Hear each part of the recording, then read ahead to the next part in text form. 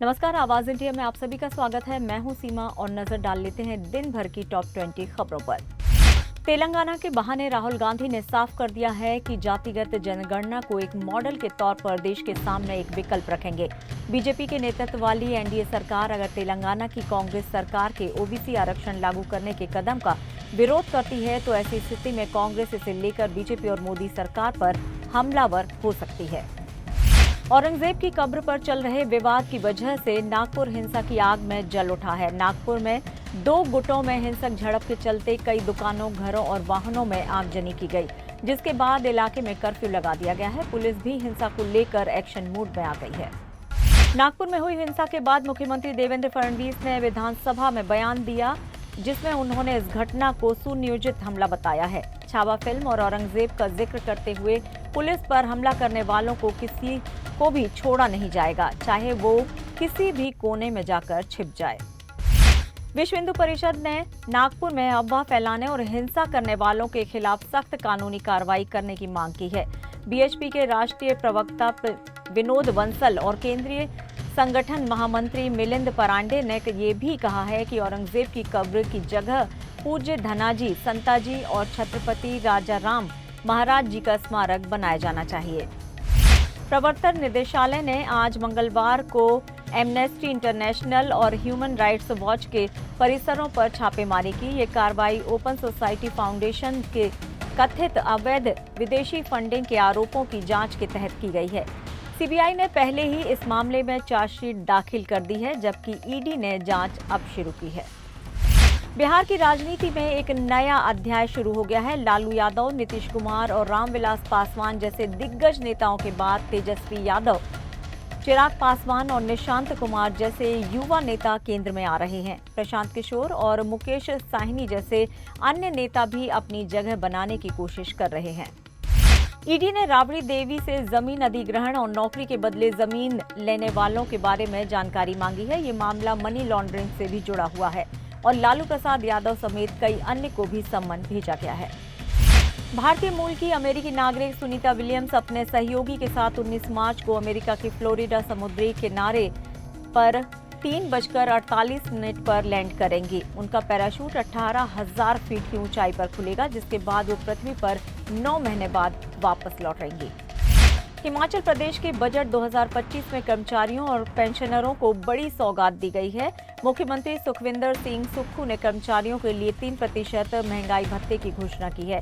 इस बजट में कई अन्य कर्मचारियों के वेतन में भी वृद्धि की गई है। नागपुर हिंसा के जवाब तलाश रही नागपुर पुलिस के महाल इलाके में औरंगजेब की कब्र को लेकर हुए विरोध प्रदर्शन के बाद भड़की हिंसा में 50 से ज्यादा लोगों को पकड़ा गया है। पुलिस ने कई गाड़ियों और जेसीबी को आग के हवाले किए जाने, तोड़फोड़ और पत्थरबाजी की घटनाओं की जांच शुरू कर दी है। ब्रिटिश सेना ने गोरखा सैनिकों के लिए एक नया तोपखाना रेजिमेंट बनाने की मंजूरी दे दी है। ये रेजिमेंट यूक्रेन में शांति स्थापना में भी भूमिका निभा सकता है। ब्रिटिश सेना भर्ती संकट से जूझ रही है और गोरखा सैनिकों की भर्ती इस संकट को कम करने में मदद करेगी। इजरायल ने हमास के ठिकानों को निशाना बनाया है। हमले में 200 फिलिस्तीनी मारे गए हैं। इजरायली सेना ने कहा है कि वो गाजा में हमास कमांडरों को ढेर करने के साथ उनके आतंकी अड्डों को भी निशाना बनाता रहेगा। हमास ने इसे एक तरफा सीजफायर के उल्लंघन का आरोप लगाया है। अमेरिकी राष्ट्रीय खुफिया निदेशक तुलसी गवार्ड भारत के दौरे पर हैं। उनकी यात्रा 3 दिन की है। सोमवार को उन्होंने पीएम मोदी से मुलाकात की। उन्होंने इस दौरे पर बांग्लादेश में हिंदुओं पर हो रहे हमलों को लेकर टिप्पणी की है, जिससे मोहम्मद यूनुस की अंतरिम सरकार को दुख हुआ है। आज 18 मार्च को शेयर बाजार की पॉजिटिव मार्क्स के साथ ही शुरुआत हुई है। मंगलवार को बीएसई सेंसेक्स लगभग 400 अंक उछलकर 74,500 पर कारोबार कर रहा है। इसके साथ ही निफ्टी में बढ़त दर्ज की गई है। कल भी शेयर बाजार हरे निशान पर बंद हुए थे। ज्यादा महत्वपूर्ण है कि सोने के भाव में लगातार उछाल है, जिसको बाजार के लिए शुभ संकेत माना जा रहा है। केंद्रीय सरकार के कर्मचारियों को लंबे समय से महंगाई भत्ते में बढ़ोतरी के ऐलान का इंतजार है। अब उनका ये इंतजार जल्द ही खत्म होने वाला है। मीडिया रिपोर्ट्स के मुताबिक 19 मार्च को प्रधानमंत्री नरेंद्र मोदी की अध्यक्षता में होने वाली कैबिनेट मीटिंग में इस पर अंतिम फैसला लिया जाएगा। डोनाल्ड ट्रंप ने दुनिया में एक नए तरह का टैरिफ वॉर छेड़ा हुआ है। मैक्सिको, कनाडा और चीन इसका शिकार बन रहे हैं और भारत पर ये गाज 2 अप्रैल को गिर सकती है। हाल ही में लेक्स फ्रिडमैन ने पॉडकास्ट में पीएम मोदी ने कहा था कि राष्ट्रपति डोनाल्ड ट्रंप अपने दूसरे कार्यकाल के लिए बहुत अच्छे से तैयारी करके आए हैं। भारत का व्यापार घाटा फरवरी 2025 में घटकर 3 साल के निचले स्तर 14.05 अरब डॉलर पर पहुंच गया है। चालू वित्त वर्ष में अब तक 53.53 अरब डॉलर के गोल्ड का आयात हुआ है। वहीं कच्चे तेल का आयात 166.73 अरब डॉलर रहा। 2 अप्रैल को अजय देवगन का बर्थडे है। वो अपना 56वां जन्मदिन सेलिब्रेट करेंगे। मूवी टॉकीज की एक रिपोर्ट के अनुसार अजय देवगन अपने बर्थडे के मौके पर अपने तमाम चाहने वालों को रेड 2 का ट्रेलर तोहफे में देने वाले हैं।